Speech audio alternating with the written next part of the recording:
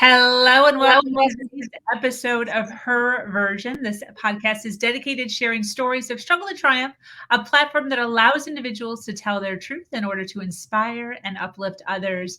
For those of you that are new to this podcast and like content like this, make sure you hit that subscribe button. Make sure you follow, like, and share. I am your host, Sabrina Victoria. Let's jump right in.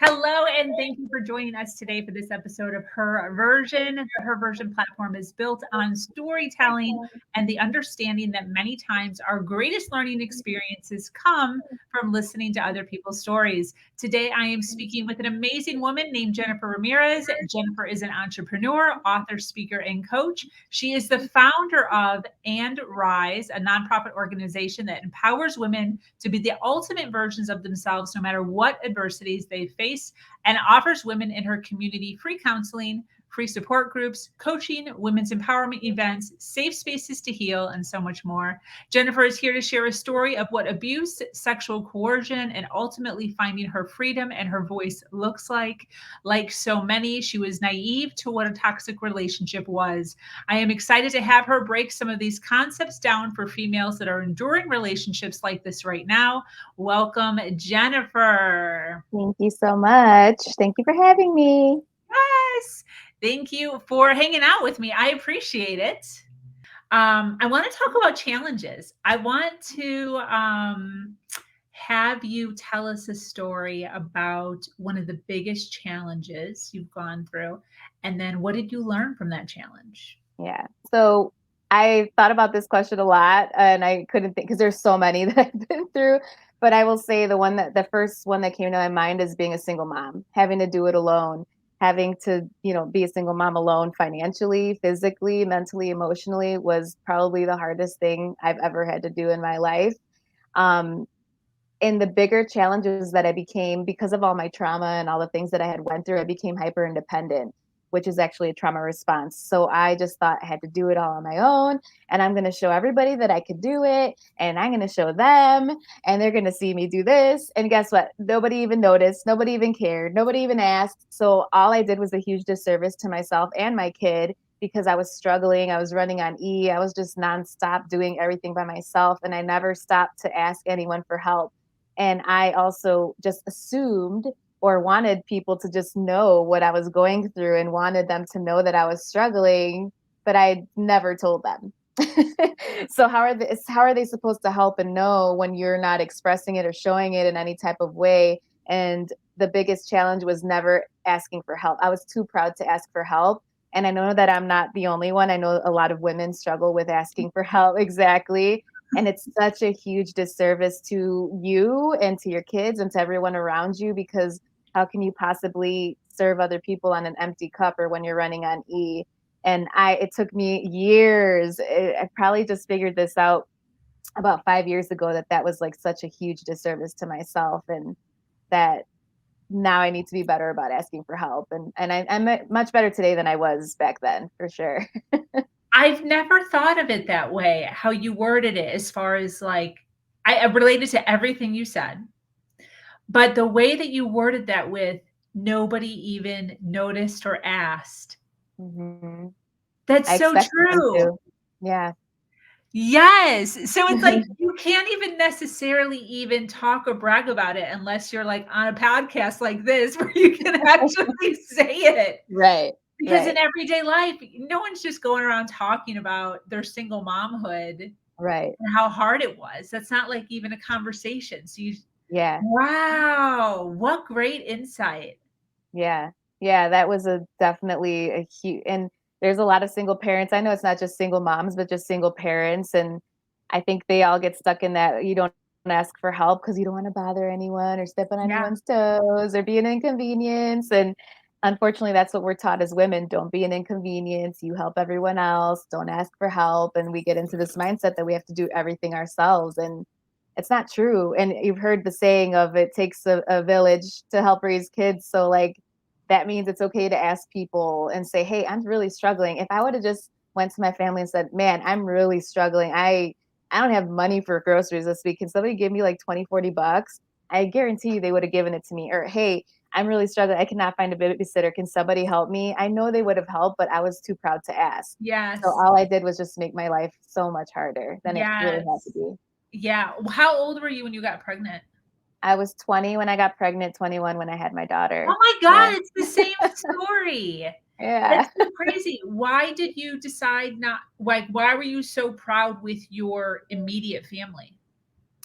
Because I think to me, they all knew I was a single mom since pregnancy. I was pregnant alone. So I just thought they know that I'm a single mom. They know that I'm going to struggle. So then they should be there to offer the help to me. I wanted them to offer it to me, but I did never asked. So, I mean, yeah, I just kind of just assumed, which you know what they say about people who assume, uh, makes an ass out of you and me, right? So I just assumed that they would just be more like willing to be there. And just think it was just that I never let them know because it looked like from an outsider perspective, like she got it, she's good. Like, look at her, she's killing it. But I was struggling. Like I was doing the best I could. And I think they just saw that and they're like, oh, she's good. If she needs help, she'll probably ask. And I never did. So they didn't know. So Wow. How old was your child before you finally started to like get a grip on like your life and your finances? yeah, she was probably 7, 8, if somewhere around that when I finally started getting it together. Yeah, I struggled for a long time. Yeah, people don't realize the cost of everything. Mhm. I Yeah, just my son is 18. How old is your she's 15, gonna be 16 this summer. Yeah. Okay, cool. So my son just turned 18. Wow. And I just sat down with him with I created this whole sheet. I'm actually thinking about making it a curriculum.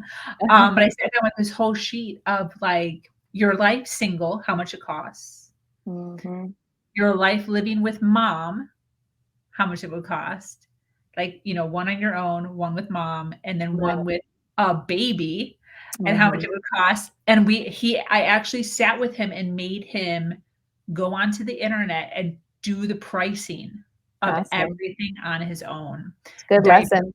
yeah, living, car, gas, insurance, Mhm. electricity, diapers, formula, like Oh yeah. car seats, like you don't recognize. Yeah. I had no idea what I was getting into. Same.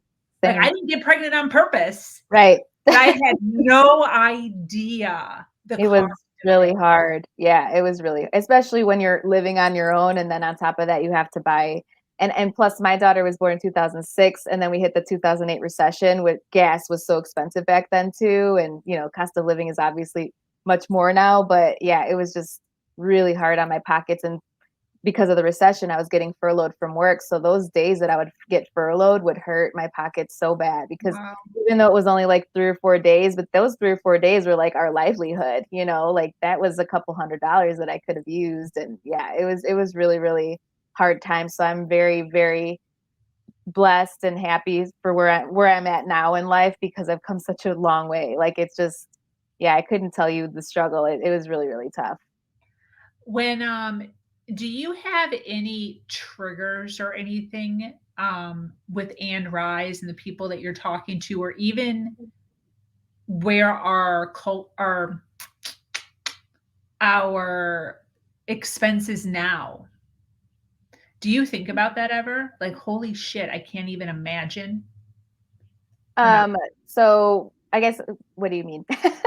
So, like, I guess I should have just said it myself. So me, I Yeah. was trying to project there. Sorry about that. Okay. Me, um, I'm getting every once in a while, nothing crazy, but I think to myself, like, holy shit, if I were 21 right now raising my son, Oh I'd be yeah. like shit up a creek right now. Yeah. Like I'm in Florida. I don't know what it is up there, but just gas is $5 a gallon. Hmm. It's almost 6 over here. I don't even know how, like, I would be scrounging through my couch and my winter coats to put Mhm. gas in my vehicle when it Yeah. was like, I don't know, $1.99 or something where I was at. Yeah. Um, and that would do good for a couple days, you know? I don't Yeah. even know, like, I actually feel like I get this feeling sometimes of like, "Holy shit, there's women right now that are doing that." Mhm. Yeah, and I was like that too, where I literally had to decide, am I buying gas this week or am I buying food? Because I don't, after all the bills were paid, I had like nothing left over. And I was actually just telling someone else like this week that back then I didn't qualify for any government assistance. So I didn't get the SNAP card or the you know, this, what is it, WIC, none of that. Wait, I couldn't qualify for any of it because I made too much money. But they never took into account that I was one person raising a kid. There's not two incomes, there's one.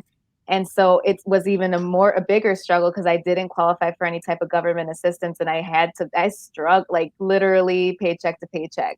And I was just like, I'd always been a saver. I'd always been good with my money until I became a single parent. It's so ridiculously expensive. And then I had to buy formula after, I had to go because I was breastfeeding and then I couldn't breastfeed anymore because I was at work and my like boobs were leaking at work, and I was like, I can't do this anymore. So then I had to start buying formula, and it was just so expensive. For a little tub was like $20 back then, and I'm sure it's more expensive now. But yeah, it was crazy. yeah. The struggle is real with kids. Yeah, They're expensive. I remember having to do that in my car. I had, like, the double pump. I got it at, probably it was from, like, a nonprofit where I Mm, went and, like, told them my struggles, and they offered this breast pump used, but I just, like, cleaned it out and boiled it, and it yeah. was a double breast pump. So during my lunch hour, Mm, 30 minutes, not hour, right. lunch minutes, I would go to my car with this black bag, and, I'd sit in my car in the Oh wow. with the thing and go, my breath like this for 30 minutes while I'm eating a sandwich. Oh my god, that's hilarious. Hey, you're like multitasking. That's amazing. Yeah, for sure. I think I actually had to do it. I think I had to do it twice though. I think I had like, privilege or something where I would have to do it two And times a day. back then, I got the hospital pump, the manual one where you have to go like this and pump your boob. That's all I had, and it didn't even work. Like my hand would cramp up by the time I could get Yes. everything out. And I remember being at work trying to pump into the toilet because it would start to hurt, and I was like, and that's why I had to stop because I was like, it's too painful, and it's just, yeah, I can't do this. And then Wow. I had really big boobs back in the day, so like my boobs, like, and they would leak through my shirt, and I'd be so Yeah. embarrassed. Oh, fun times. The joys Uh, of being a woman, right? definitely, definitely, definitely.